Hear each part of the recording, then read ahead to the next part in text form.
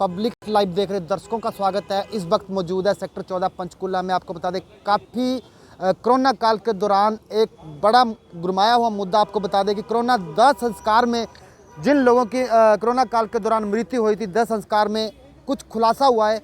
उस खुलासे में जो भी ये घोटाला पर्दाफाश पूरी तरह से हो चुका है, लेकिन अभी तक नगर निगम की तरफ से किसी तरह की कोई कार्रवाई नहीं हो रही है।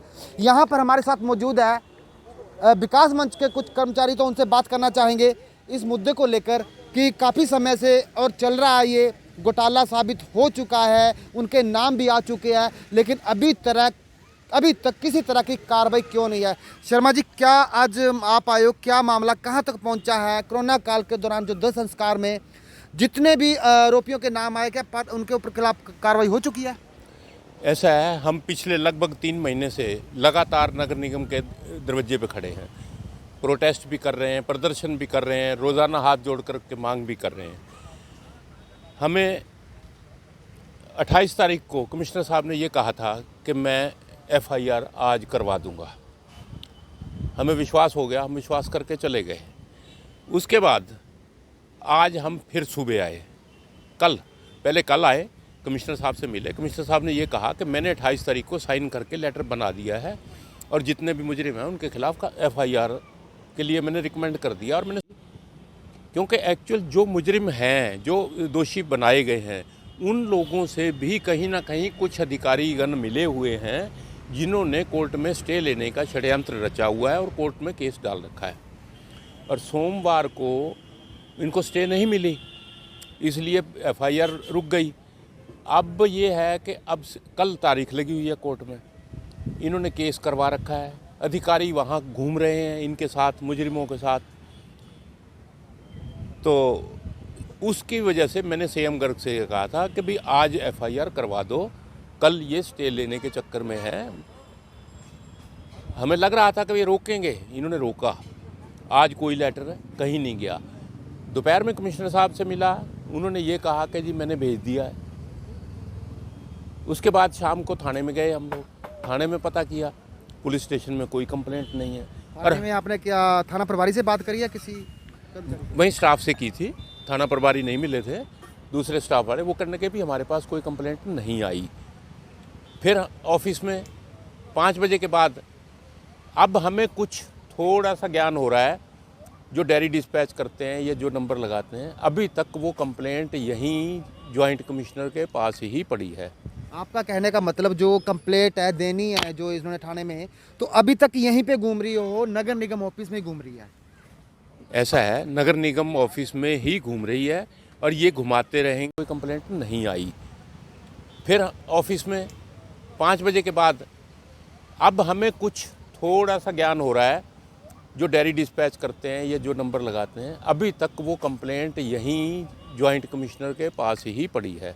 आपका कहने का मतलब जो कंप्लेंट है देनी है जो इन्होंने थाने में, तो अभी तक यहीं पे घूम रही हो, नगर निगम ऑफिस में घूम रही है?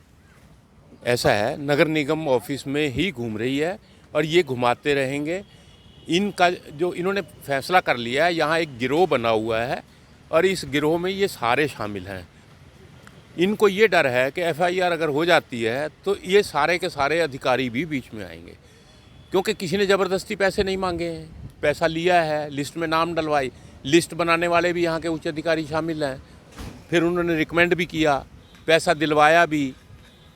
तो ये सारी मिली भगत है और ये जो 1 करोड़ रुपए में से है, ये बिल्कुल साफ है कि इसमें जो यहाँ के उच्च अधिकारी हैं, ये सारे के सारे शामिल हैं, चाहे वो कुछ भी परसेंटेज इनकी है, ये सारे उसमें भागीदार हैं, जिसकी वजह से ये पूरा का पूरा डिपार्टमेंट इस केस को रोकने में लगा हुआ है।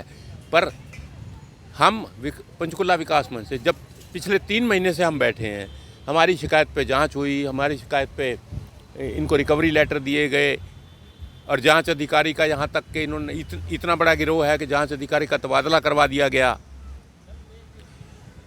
तो हम तो चाहे वो गैर सरकारी एम्प्लॉइज़ हैं या नेता कह लो यहाँ के बड़े बड़े, चाहे वो कर्मचारी हैं, चाहे वो अधिकारी हैं, उनको बिल्कुल स्पष्ट रूप से हम कह रहे हैं पंचकुला विकास मंच की तरफ से, इस केस पे कार्रवाई करवाएंगे, FIR करवाएंगे हमें कोर्ट में जाना पड़ेगा। हम कोर्ट में इन्हीं के साथ इनके केस में भी पार्टी बनेंगे, अलग से भी डालेंगे, मगर ये पर्दा हम खोलेंगे और इस करोड़ रुपए का घोटाला हम नहीं होने देंगे।